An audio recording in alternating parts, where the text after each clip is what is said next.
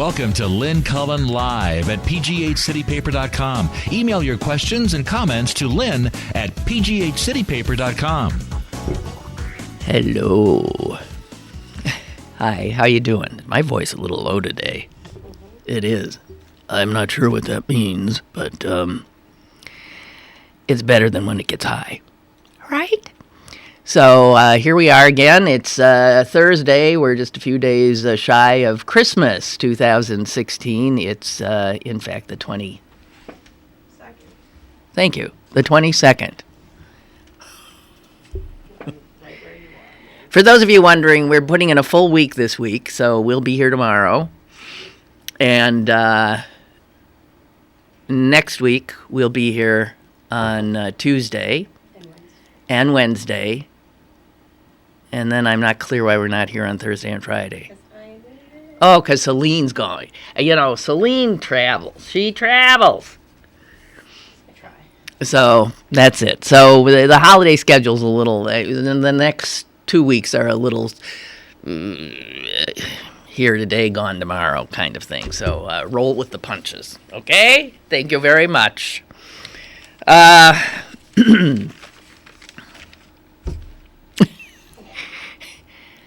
Let's start with some good news. This is a story that I know I had talked about maybe a year ago or something.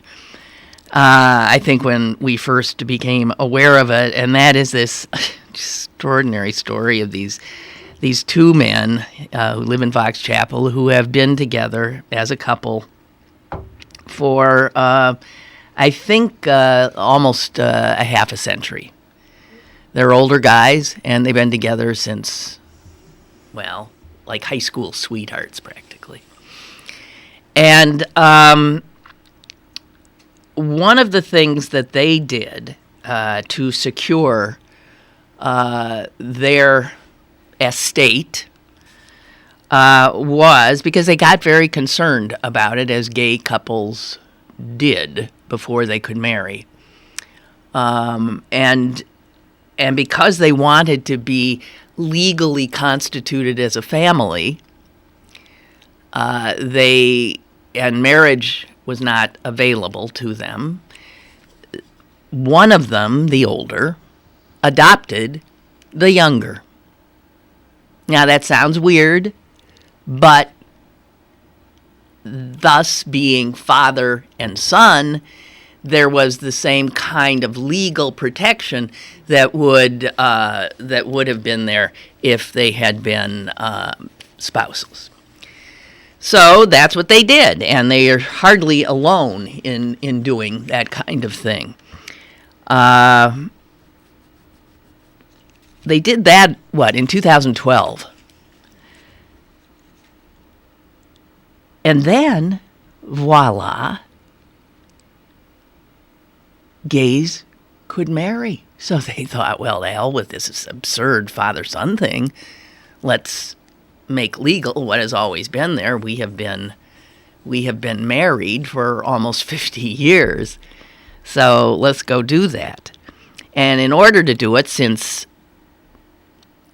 fathers and sons can't marry, they went to orphans' court to annul the adoption. And the judge said, I can't do that. I don't see anywhere in the statute that I can do it.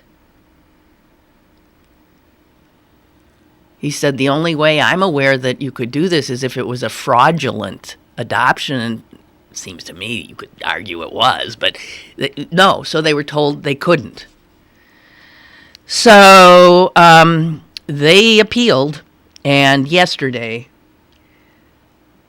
the Superior Court said annul the adoption and let these two guys do what obviously they should be able to do and they want to do. And the judge, Susan Gantman, said this case presents wholly new and unique circumstances. So, I think she was sort of telling the judge who had said, no, we can't do it, come on, you think outside the box here. I mean, it just hasn't come down the pike yet. And in fact, this kind of thing has happened before, and other judges have annulled adoptions with no problem. But of course, being Pennsylvania, things take a long time. And anyway, so that's the good news. They'll be able to finally, by law, in the eyes of the law, have the relationship that in their hearts they have known for half a century. Crazy. Crazy place. And it's probably it's good that they secured this. You know, a lot of gays are racing now to marry, to safeguard themselves in any way that they can because of the hostility of so many people in the incoming Trump administration, and the real fear that lesbians and gays and all others who identify in that community are in for a really rough 4 years. And I don't think there's any doubt about it.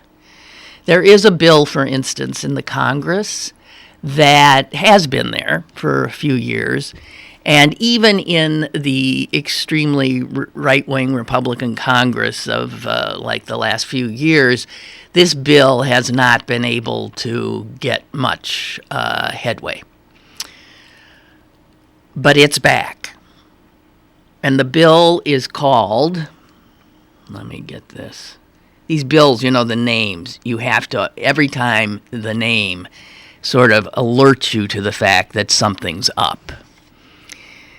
As you know, as a member of the ACLU, as many of you now are, we care mightily about the First Amendment and its defense. And strangely, this bill is called the First Amendment Defense Act. So you would think that we in the ACLU would really be behind it, right? The First Amendment Defense Act. It is an outrage.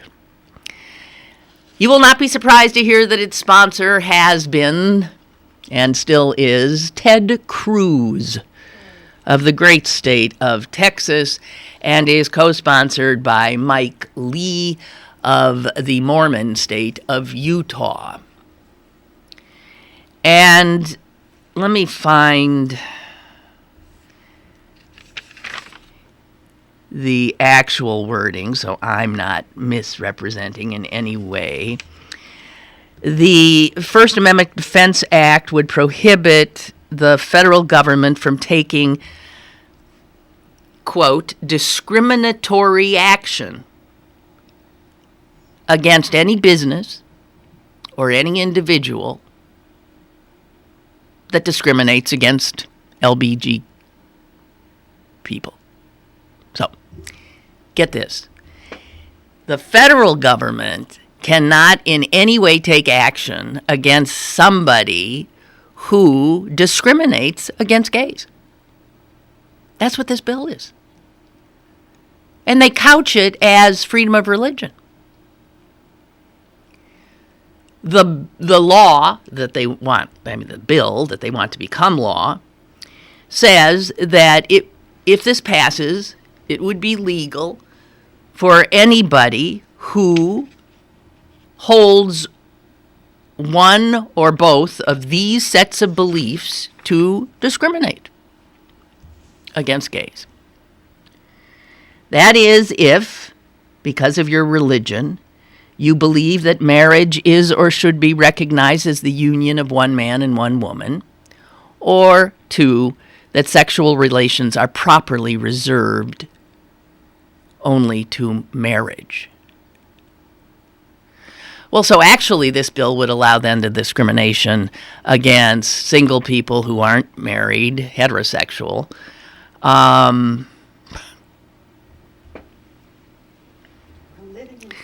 You know, and again, I mean, this is a easy argument.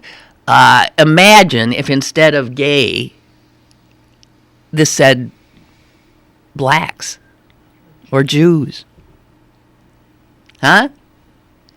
And remember, first they came for the and I didn't say anything. Then they came for These people are dangerous and as un-American and as clueless about our foundational documents as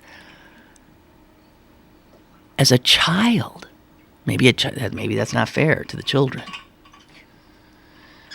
So this is incredibly ironic. The bill positions, actually would create a right to discriminate against one class of Americans and say that that's a First Amendment right. You have the First Amendment right to treat other Americans in a prejudicial and discriminatory fashion, which means you can deny them employment.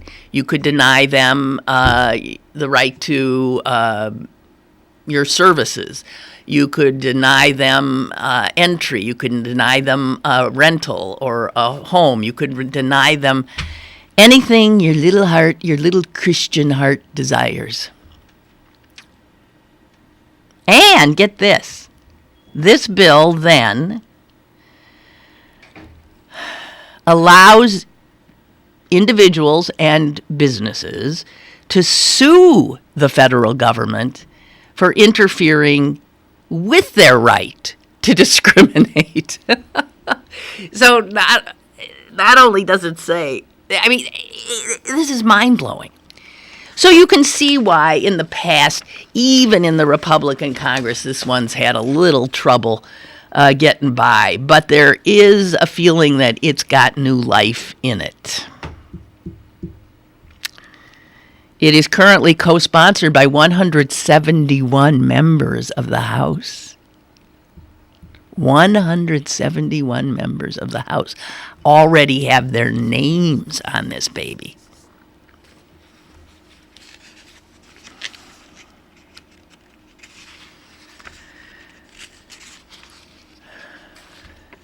And if you think this is far-fetched, let us recall that a bill just like this passed in the state of Indiana last year. Governor Mike Pence pushing it and signing that baby into law. It was called the Religious Freedom Bill. And all hell broke loose. Businesses threatened to leave. All hell broke loose. And so an amendment to the bill was drafted that would protect gays from the bill's discrimination, which means, in other words, that there was an amendment attached which essentially negated the bill altogether. Here's my guess. The bill, if it had taken the judicial route, would have been found, the law would have been found unconstitutional on its face, as would this freedom.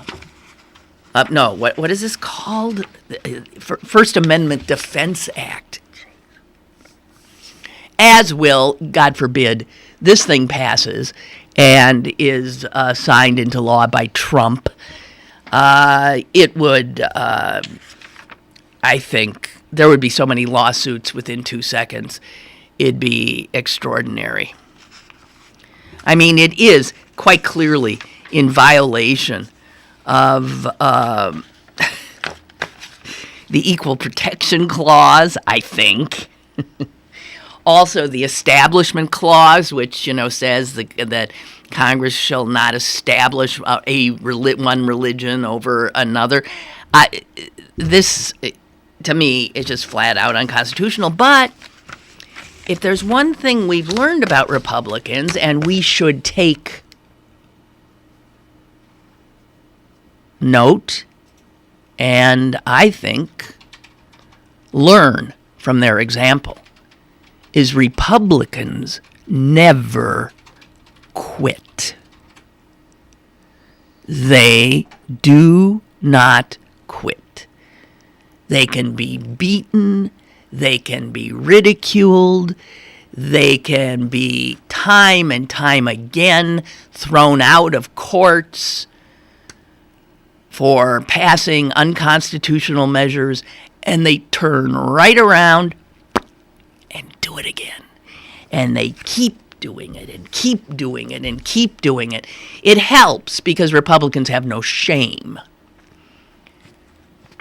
And eventually, as they have learned, you keep doing it and keep doing it and keep doing it, and you know what happens? You wear people out. After a while, people think, wow.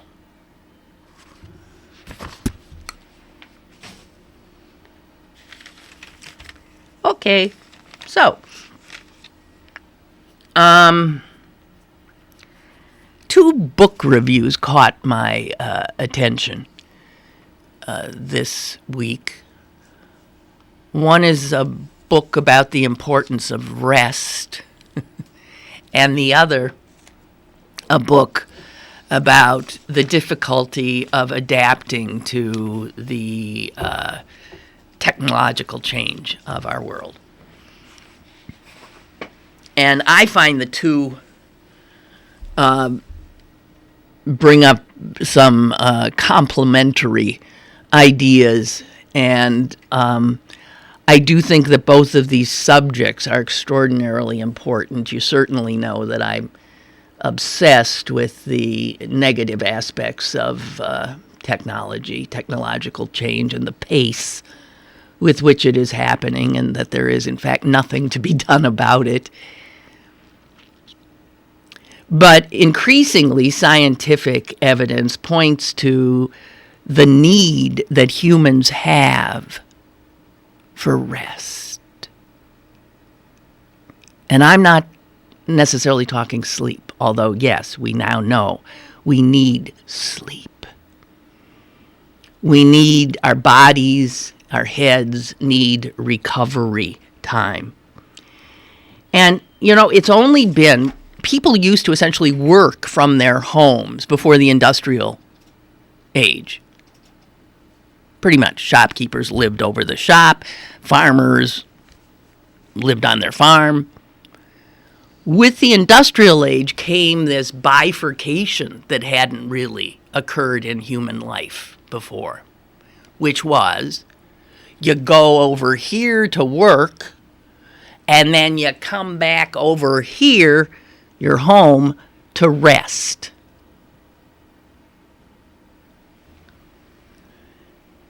That was never quite true for women, of course. Their home was their work, and they didn't have a place to go to rest. But for the guys, they work, and then they come home, and they'd rest. But here's the thing. It's really only been in the last 10, 15 years, maybe 20, that you can't get away anymore. Home is no refuge because of technology. I remember, when I was a reporter, a television reporter, and I was not a good reporter in that when I knew all hell was breaking loose, some big story, and that the people at the station were calling all reporters in, I wouldn't answer the phone. I mean, if I had other things to do, I had plans to go to a movie, I wouldn't answer the phone because I thought, I got a life here. Sorry, I got a life here. So I wouldn't answer the phone. Sometimes, not all the time. That's an impossibility now. And it became one while I was still a TV reporter. I thought, oh, shit. There's no getting away. They own you now. They own you. They can call at 2 in the morning and you damn well better pick up. You can't say, I wasn't, what? You didn't have a phone? Give me a break. And so, rest is more and more something that is elusive. Now, apparently this book about rest defines it in ways that is a lot more intricate than what right now we're thinking of, being able to sit on the couch, put your feet up, look at some mindless television or something. No, they're not talking about that. They are saying rest that is good for you is rest that is deliberate and that is active in some way. It's not couch potato. That's not helpful. And the author says this: rest is like sex or singing or running. Like sex and singing and running? What do all those have in common? Well, everyone basically knows how to do all those things. Comes naturally. But with a little experience and work and understanding, you can learn to do all those things a lot better.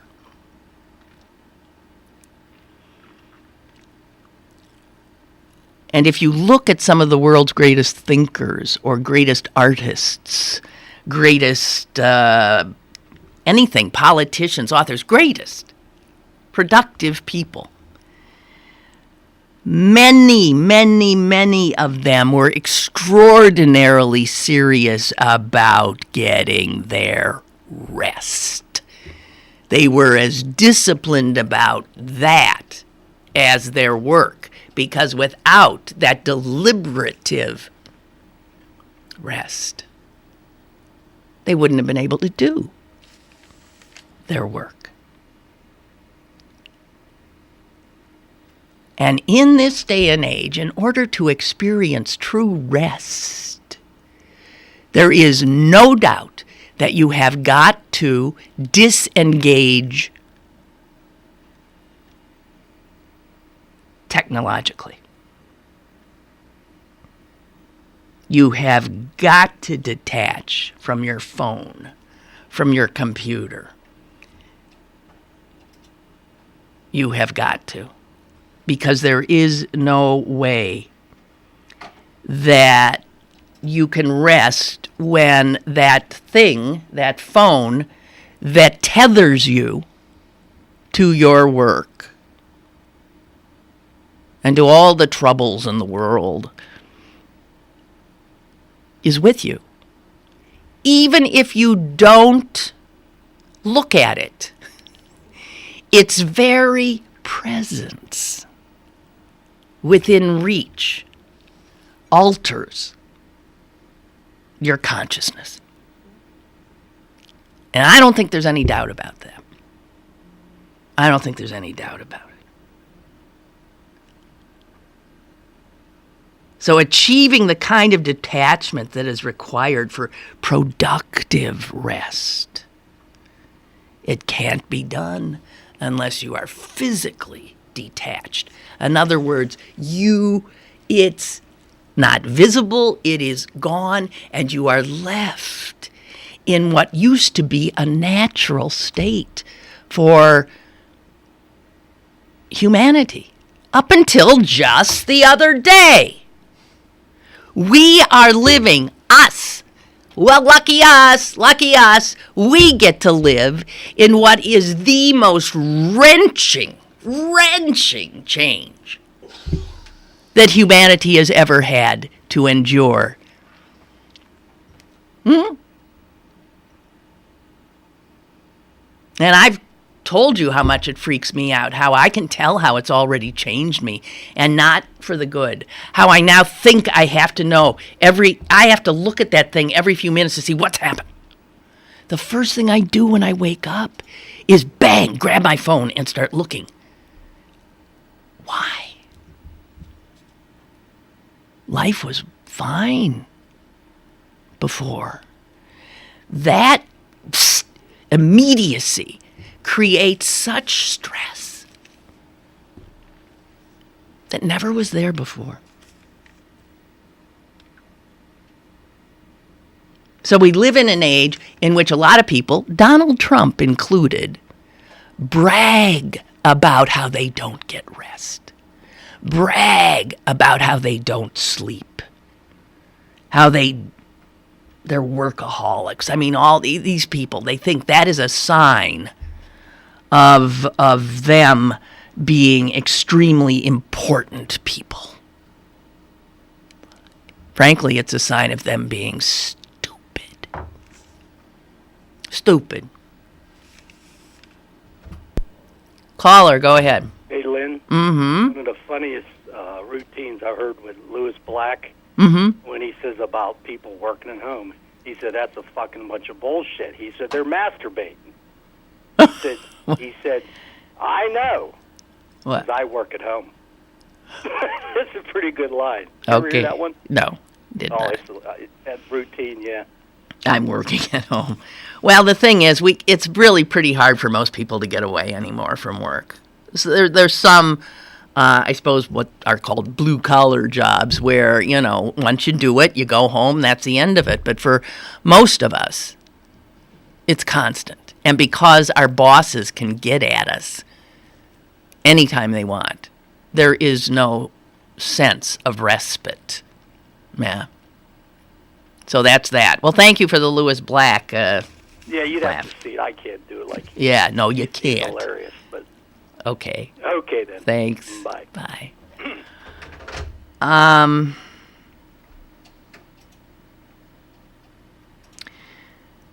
So according to this guy, rest is sort of a skill.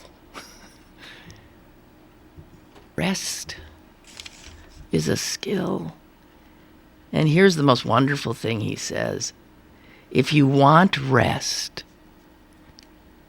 you have to take it. You have to take it and take it seriously and protect it from a world that is intent on taking it from you. So, remember that. I have a problem in that and I swear, I don't know quite where it came from. I guess it must have come from my parents. I have this very puritanical workaholic streak in me in which I think that if I'm not being productively engaged at any time, then I am being lazy. And I'm being a lout, that I'm wasting my life. So I have always had trouble doing rest the right way because of this sense that I'm doing something sort of sinful. And I'm not sure where that came from, but it's been very hard for me. I can be a slug, I can be a couch potato, but with it comes an inner voice that is really tisking and scowling at me.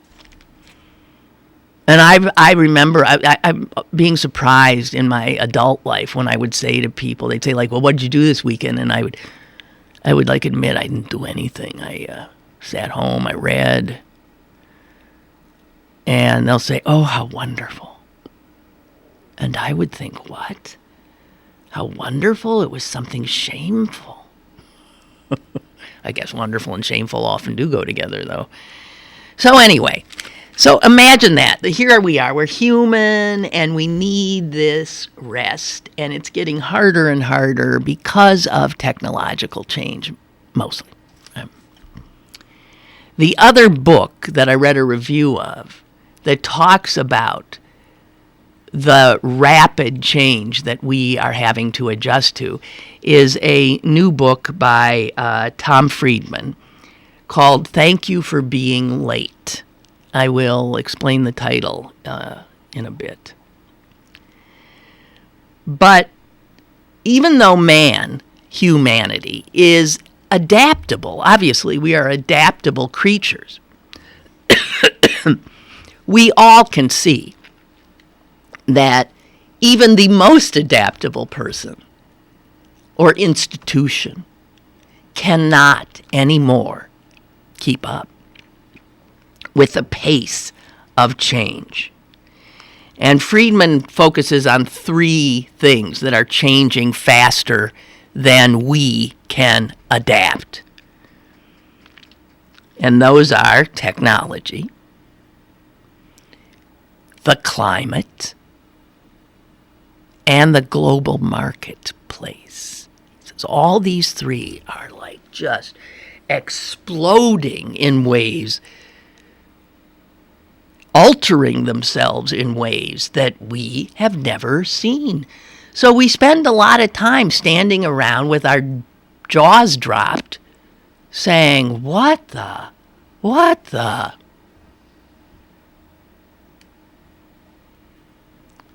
There was some, well, here, let me tell you about it. I mean, he points to the year 2007, which would be like what? That's like essentially 10 years ago.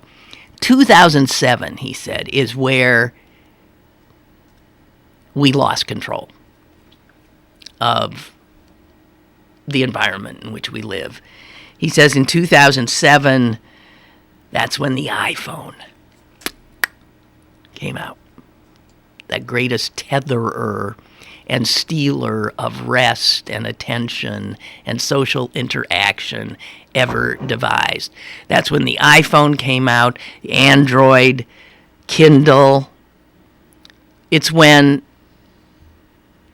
well, the founder of Netscape said it was the year in which software began, quote, eating the world.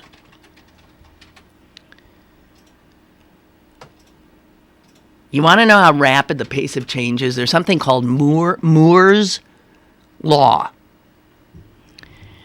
And Moore's Law says that the power of microchips would double about every 2 years.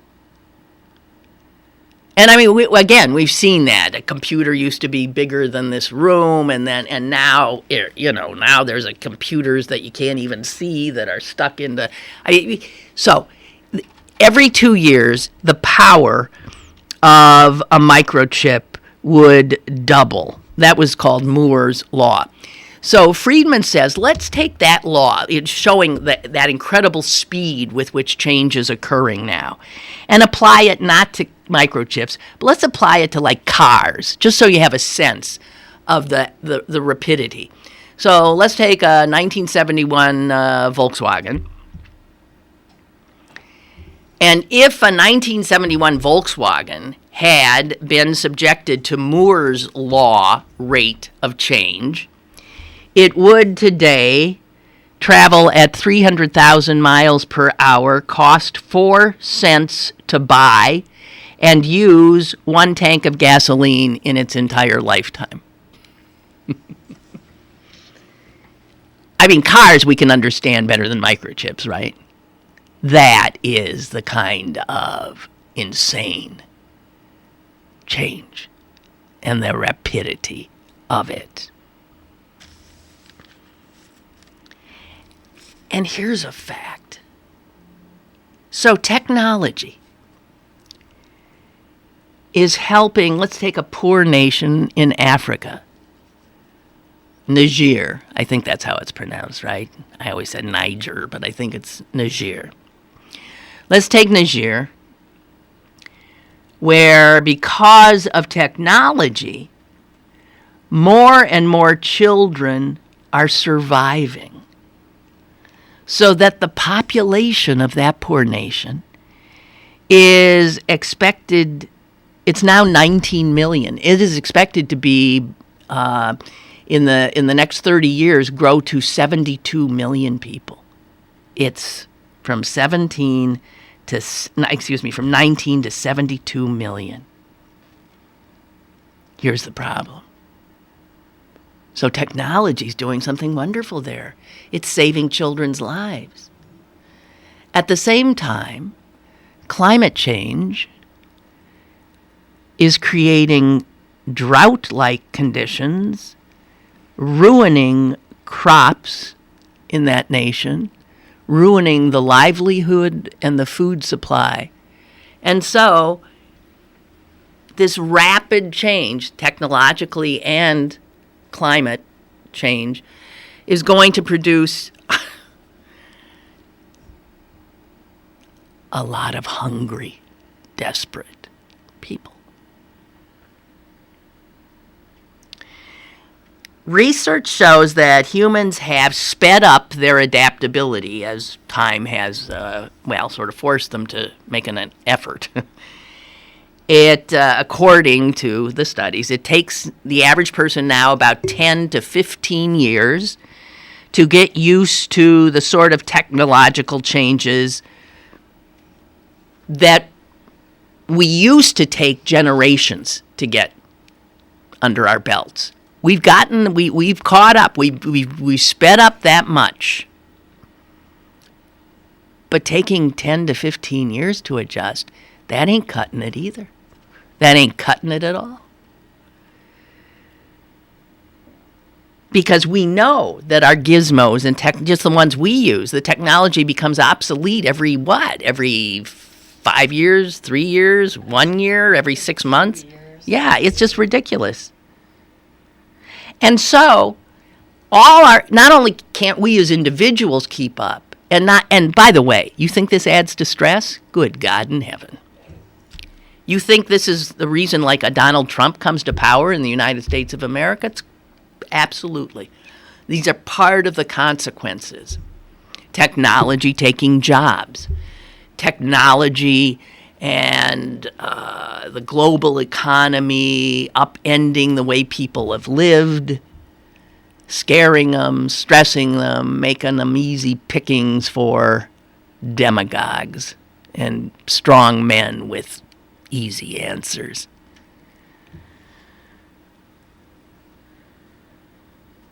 So it's not just us either. It's our governments can't keep up.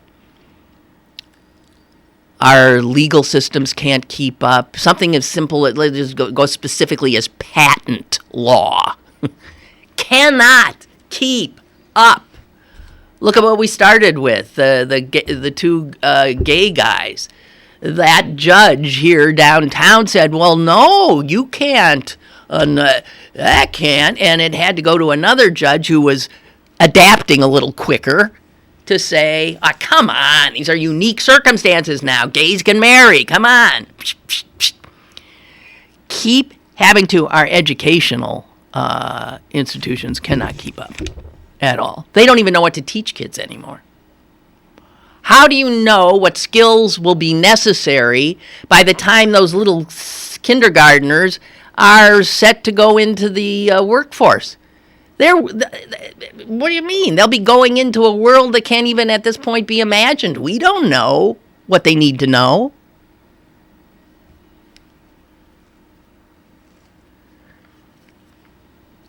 The private sector isn't any smarter or faster about this stuff. Nobody knows. Everything is, yes, destabilized.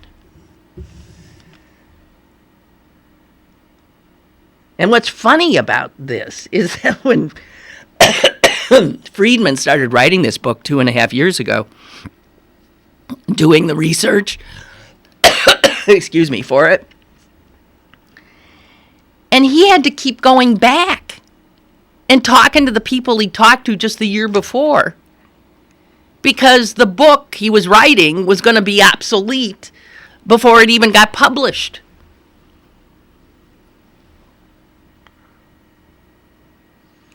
Things are changing so quickly. And like you and me and everybody else, he says, I just don't have time to think anymore. We have time to react, but that ain't thinking. We don't have time to think. And recall, I said the name of his new book is Thank You for Being Late. And it is what he said to a friend who he was waiting for and who had arrived late because he had found himself with a few moments where he could think.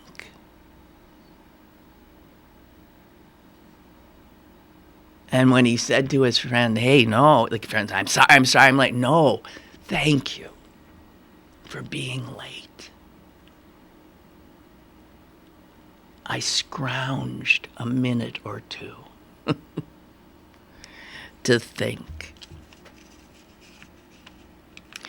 Now, if any of you found all of that depressing, I want to argue otherwise. It does us no good to be depressed by this. We need to be cognizant. We need to be aware. There is no stopping any of this. This is the environment in which we live.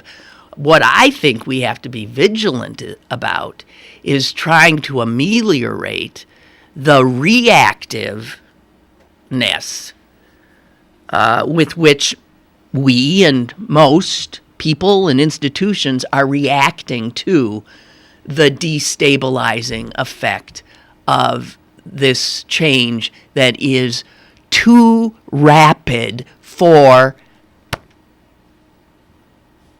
the animal that we are to keep up.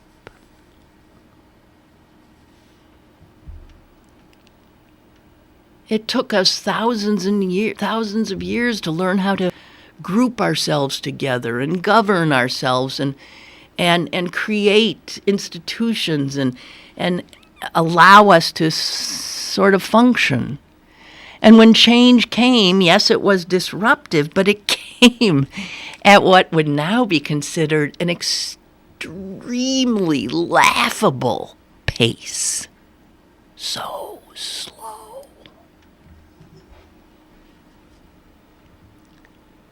But I think of, like, if you think of the oldest person you know, okay? And you think of in that lifetime what they have seen. Then just drop back 300 years, 200 years, and take another person at that point who's that old. They didn't see anything like that kind of change. Life had a predictability to it, a sameness. The pace of change was something that we, as residents of this globe, could keep up with. And the reality is we cannot anymore.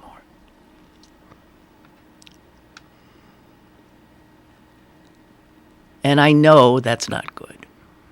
And I think that a lot of what all the... And I need to tell you this, that apparently Friedman's book ends on a positive note. He thinks we can do it. Yeah. He's like a cheerleader. Oh, yeah, you can do it.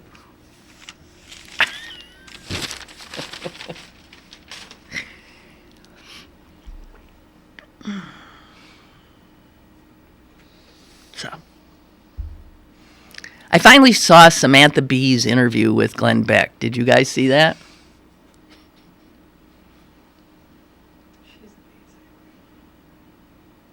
So I joined the two of them in that I am a catastrophist. That's Beck at first called himself that. I'm a catastrophist. always have been. It's just now he sees that he helped speed up the catastrophe. And she, too, is a catastrophist. It's hard to imagine any other outcome. It is. It's true. But the strange thing about these times is that the two of them had a very interesting conversation.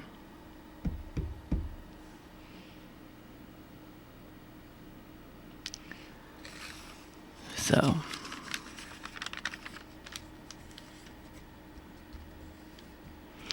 yesterday when I woke up, I told you the first thing I do is I grab my friggin' phone. Start checking out Twitter to see if the world blew up someplace. Invariably it did. But one of the things that I saw was this video of this Arab man being thrown off an airplane. And he was taping it. He was saying, retweet this. I'm being thrown off this Delta plane for speaking Arabic. And I was just blown away by it. I'm looking at it, and you can see people in the back of the plane as he's being escorted out. You see people in the back saying, bye, and laughing. I thought, ugh, this is so horrible. And I retweeted it, and I saw that was like one of a million or so that had.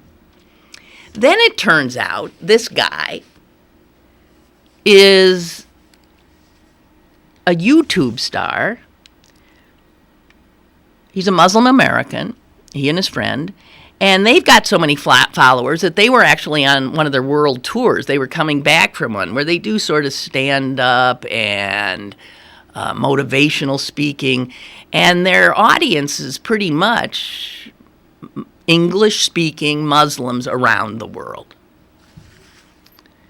And because this guy had done things before on airplanes designed to show how Muslims are treated on a plane, all of a sudden people start saying, whoa, this could be, we're getting played here again.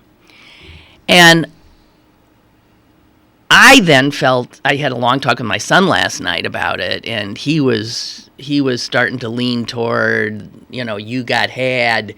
And I read more about it today, and I'm heading back to no, I was not. Because the information that has come out is that, in fact, he was sitting on a flight at Heathrow Airport in London, and they were, boarding. Most people were already seated, and he phoned his mom back in the States and told her, in Arabic, because I guess that's how he speaks to his mom. In Arabic, he told her when his flight was due in so that she would know. It's a nice thing for a son to do. And then when he hung up, he turned to the guy sitting next to him, who was his pal, and he started, because I'm not bilingual, so I don't know, but because he was already speaking Arabic, he turned to him and said something to him in Arabic, and a British woman, seated in the row right ahead of them, turned around and asked them to please speak English. They were making her anxious.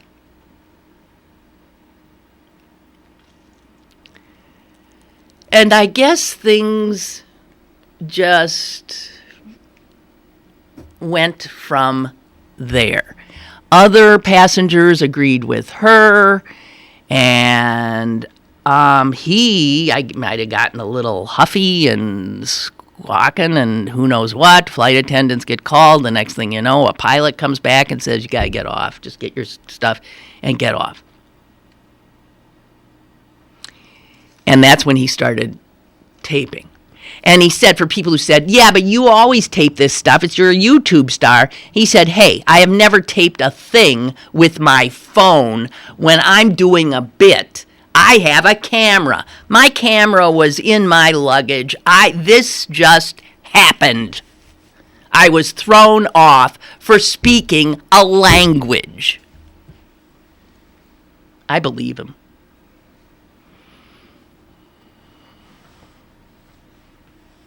two young 20s, 22, 23, Arab, bearded, speaking Arabic, and you tell me, quite honestly, you're on an airplane, quite honestly, even if you're not the woman who turns around and says, will you please stop that? You're in your head thinking, geez, I sure as hell hope these guys aren't terrorists. Tell me the thought doesn't go into your head. Because my sense is, if it doesn't, you are a rarity. I have been on planes when Arab-looking young men come on, a few at a time, and I have to guard myself against feeling nervous. I do. It's liberal. I admit it.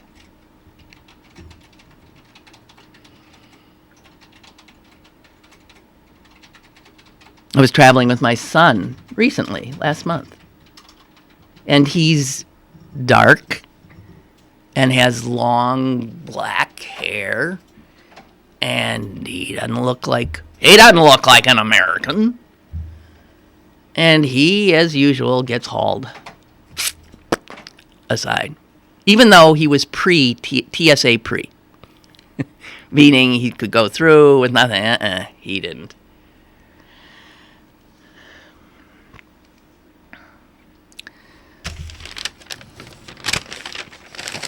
I don't know.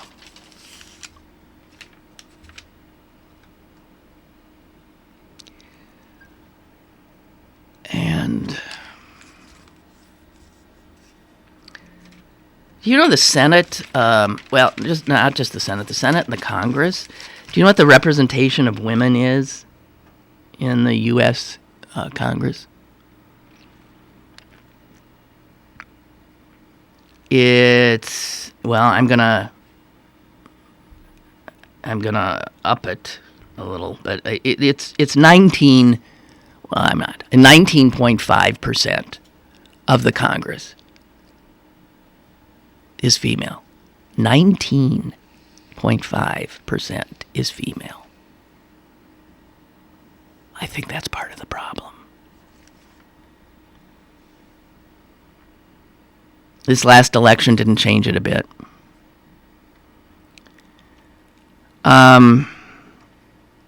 Somebody who focuses on this is called the Center for American Women in Politics.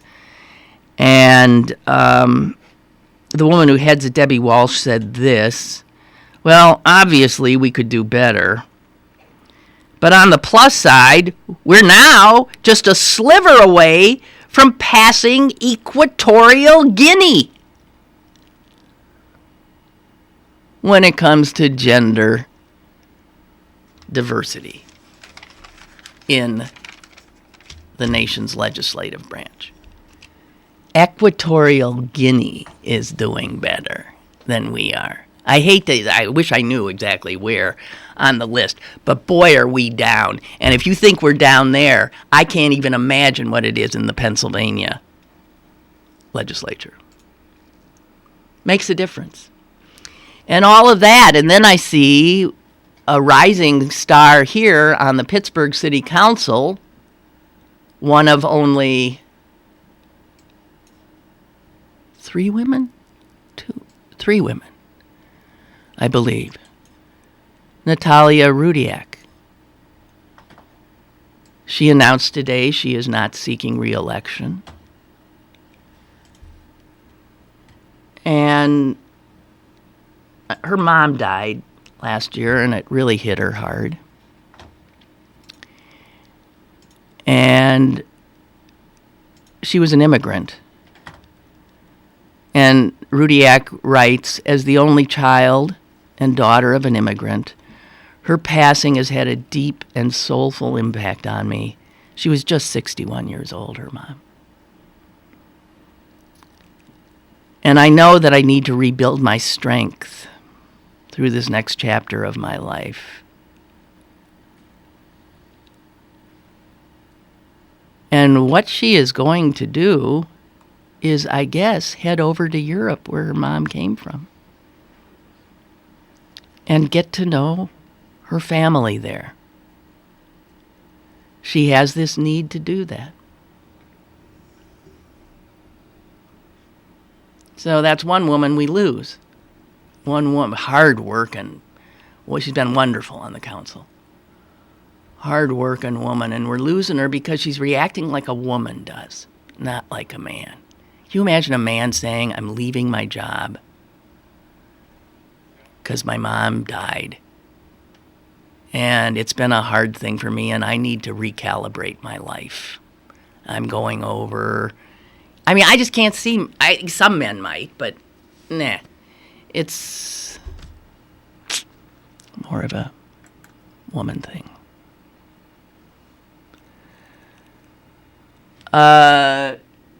Delana, I hope I'm pronouncing that right, says, thank you for mentioning, thank you for being late today.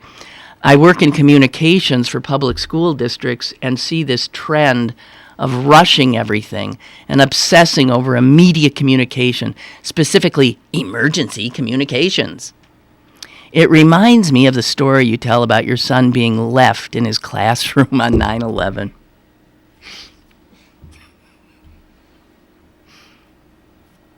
He'll be telling that to a shrink someday.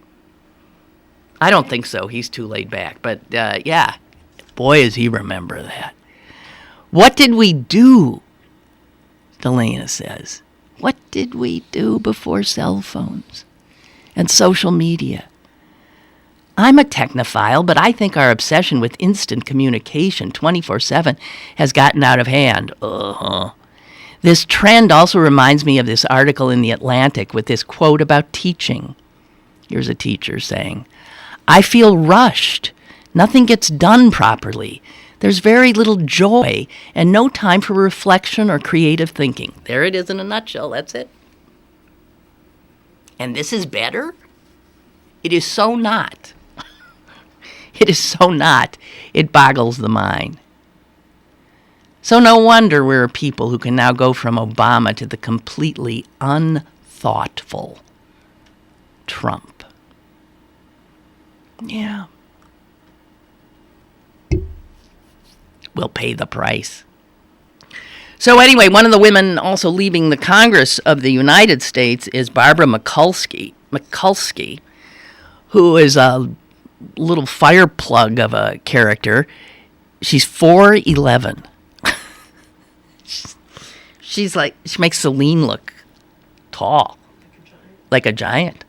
She's 4'11", and she's stocky, and she's working class, blue collar, sounds like it, acts like it. Love her. She is the longest serving woman in congressional history. 4'11" and full of vinegar. She's 80 years old. She's been in the Senate for 30 years. She was in the House for 10 years before that. She was definitely one of the first. When she got to the Senate, there was one other woman there, Nancy Kassenbaum from Kansas, whose father had run for the presidency against FDR, a guy named Alf Landon, you might remember. And when she got there, Kassenbaum told her that if she wanted to use a bathroom, she had to go stand in line at the bathroom where the tourists go. There was no bathroom facility whatsoever for women in the Congress. I mean, just amazing. And then 4 other women were elected in 1992, and now there were 6 of them. And lo and behold, the Senate did decide they'd give them a 2-stall bathroom. But then, 20 years later, there were 20 women in the Senate, and a 2-stall bathroom wasn't cutting the mustard. And so this has been an issue to imagine. I mean, you can look at Barbara Mikulski's tenure and look at how many toilet seats there were for women throughout. And I guess finally they're up to 6, an extra sink, and now they got shelves, and each senator has her own basket on the shelf to store whatever toiletries she needs. And Mikulski said proudly, and so when I leave, they're going to retire my basket. It's kind of like, retiring your jersey.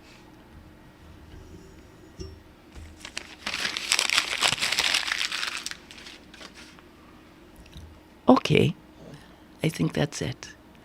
I thank you very much for any attention you have given me, and I wish you well. Until tomorrow. Bye.